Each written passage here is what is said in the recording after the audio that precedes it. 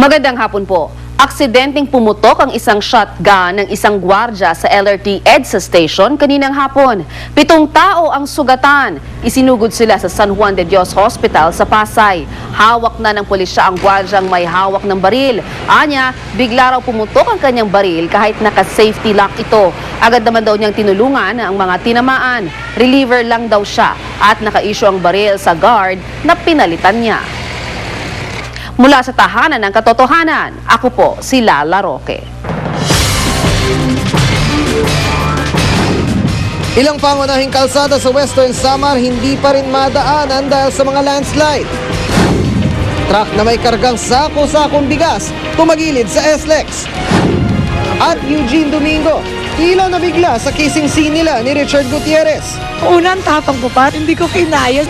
Tutukan sa 24 oras dahil hindi natutulog ang balita. Mamaya pagkatapos ng bantatay at bago ang Dwarfina.